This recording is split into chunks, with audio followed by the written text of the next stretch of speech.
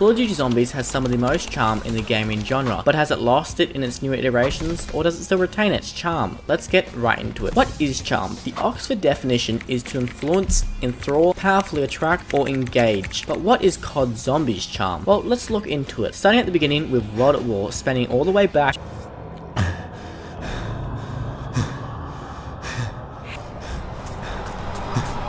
this tiny bunker in the middle of Europe. Zombies start to spawn in, breaking barriers, walking slowly and creepy through this fog, and they start to make really weird noises. You have a crappy M911 to take them out, being very weak, scared, afraid. At any moment a zombie could just walk up behind you, double swipe you, ending your game. Atmosphere is what this is. This being part of Zombies' charm. Let's be honest, the first time you load it into Nox, you crapped your pants. Then you have power-ups, which varies the gameplay a lot, from insta-kills to nukes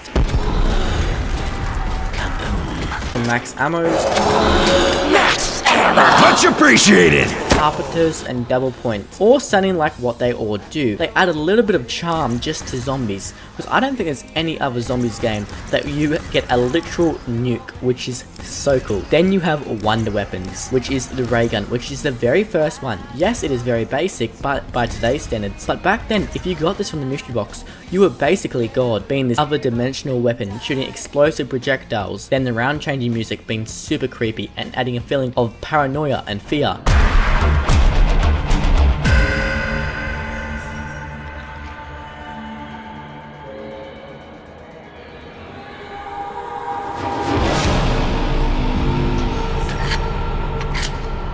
And also having a musical Easter egg in every single Triac map. I don't know about non-track. Yes, I know they're not on the green run maps, but it's part of transit, so whatever. So for our first map, this is a very good start. Then let's move on to Rucked, where it perfected the atmosphere to a T with creepy carnival music, horrific surgeon noises,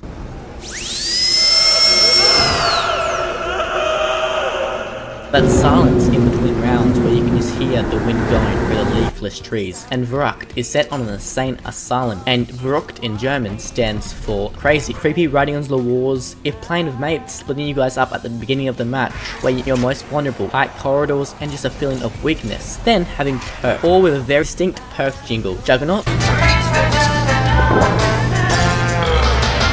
Speed Collar, Double Tap, you thirsty partner? And Quick Revive. You need a little revive. If you want to see a deeper dive into these perks, check this video out here. Every single one of these features adding to the charm of zombies. But wait, there's more. Then Chimanima released, bringing in a set cast, being the 4 beloved premise crew. I know Tank Dempsey was in Verrückt, but I thought it'd be better to mention the whole cast instead of one, so I don't know, fight me in the comments. Being Richtofen, crazy German scientist. I cannot torture my minions without power.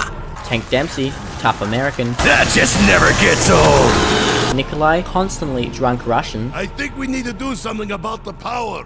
And Takio, Japanese soldier worried about honoring his emperor and country above all else. More power now.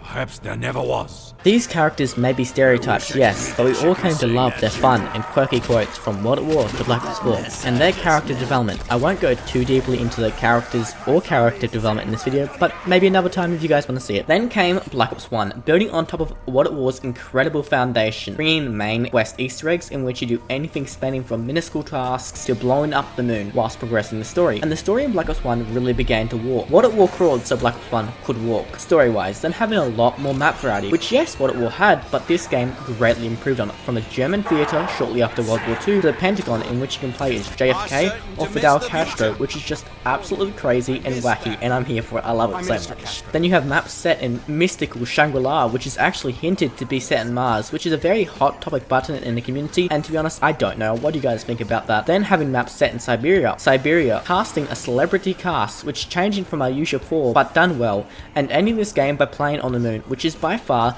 the most insane setting ever, and the Easter egg of that map is you blowing up the earth. So yeah, nothing too exciting. So this is perfect map variety on which every map has a reason to be there and fit in perfectly. Then Black Ops 2 is basically the same as Black Ops 1, unfortunately having some pretty terrible maps being Transit, but having some all-time greats being Origins, my personal favourite map of all time, being set during World War 1, absolutely my favourite setting of all time. Then Mob of the Dead set in Alcatraz, and Buried, an American town set underneath Africa, which story-wise makes sense, but I won't explain it because it's pretty complicated. Then Black Ops 3 is probably the pinnacle with the deepest and biggest character progression we have ever got. Amazing maps, atmospheres being 100% the best, with Shadows of Evil, Drak, Grad Krovi, and Setsubo Noshima. There is a reason Black Ops 3 is known as the GOAT for zombies content. So this is what Charm is. Zombies Charm is an amazing characters, funny and witty, whilst also being deep, amazing maps, but also being diverse from one another, not feeling too alike, atmospheres that make you feel like you're in the 90s Chicago, or a prisoner on Alcatraz, or feel like a soldier during World War 1. Enjoyable Easter eggs, deep and complex plot, catchy perk jingles, and unique wonder weapons and power-ups. So with this definition, does the newer era of zombies, being anything Black Ops 3 onwards, keep and hold its charm? Hey, quickly, if you're enjoying this video, consider subscribing. For every subscriber I get before July 20th, I will get 1 round in zombies. So if you want to cause me pain, subscribe. Then came Black Ops 4, and I ran a poll asking you guys when did zombies lose its charm, and a surprising amount of you guys voted for Black Ops 4, which I have to disagree with partially.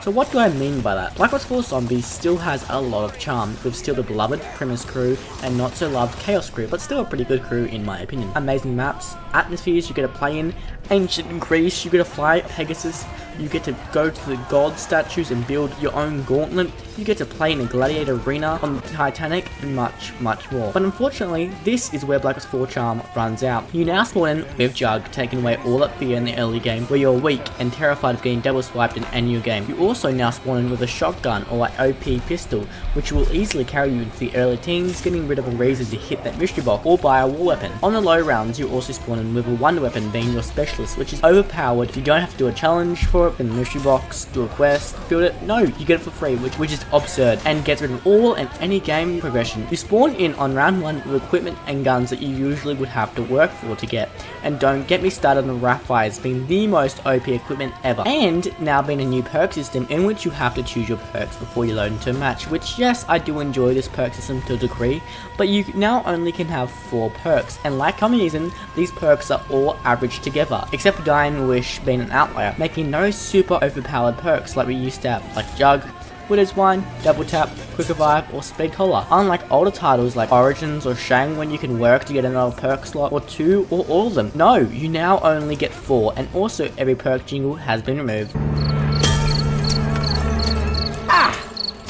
Which just seems dumb. This is zombies. I don't want to set up a class before I go in and slay zombies. I know this adds some more replayability, but it just takes away from zombies' charm. Zombies is an arcadish feeling in which you load into the map and that's it. No building a class, selecting perks, just slaying zombies. So by the end of Black Ops 4, zombies' charm was holding on by a thread, but Cold War cut that thread indefinitely. That community post that I was talking about earlier, about 55% of you guys said that Cold War Zombies is where the charm died, and I agree full-heartedly. Cold War made Black Ops 4 problems way worse, making zombies feel almost like multiplayer, which I understand why they did it to appeal to the Warzone and multiplayer players, but you really killed the heart and soul of zombies by adding in support streaks, which yeah, are hella cool, but don't fit in zombies. Then ammo depots, where you can refill ammo for any weapon, including wonder weapons, which makes max ammos basically useless. Oh, you know how you grew attached to a set cast, whether it was Chaos, Primus, Ultimus, or some of those celebrity casts? Or you get none of this now. Or you get these soulless operators, which just another way to monetize zombies, which just no. You don't feel like you're a part of the story because you can be a stupid and random operator that has no funny or quirky lines like Dempsey or Nikolai. No, just soulless. Some of the quotes are like, you turn on the power. Wow, you bought a perk. Good job. In my opinion, operators are the biggest sin to zombies. Now, I'm not saying Cold War Zombies is bad, but it's a bad classic zombies game. And also map variety. Hello? Die Machine? Military base. Firebase C? Military base. Mauer? Hidden military base. Wow, creative there. and Forsaken, which should have been Forsaken, military base. There is no feeling of awe and wonder, just the feeling of I've been here 100 times before, but just with a different layout. Outbreak basically being multiplayer, but with zombies, with it just so disappointing. And finally, I don't want to see how much damage I do to every zombie I kill. I don't want to pop up for killing a zombie. This isn't multiplayer, it's zombies. Keep them separate. I don't ask that much, do I? Then, Vanguard. I honestly won't say too much about Vanguard or Modern Warfare 3 zombies, because, well, Cold War and BO4 already caused these problems, and these games just copy their homework, so there is no need to tread an already treaded water. So in COD Gulf War, can zombies come back? And can it get its heart back, its soul, its charm? And what will it need to do it to get it back? Gulf War, or whatever the newest COD's gonna be, needs and should have a set cast, interesting and unique maps, different and separate from one another, a fantastic borderline fantasy story, funny and unique quips. Hey, player! I need more ammo or we're going down! From a cast, a not too heavy focus on class, but a more archaic feeling of zombies, and please keep it mainly round based. But what do you guys think? Let me know down in the comments below.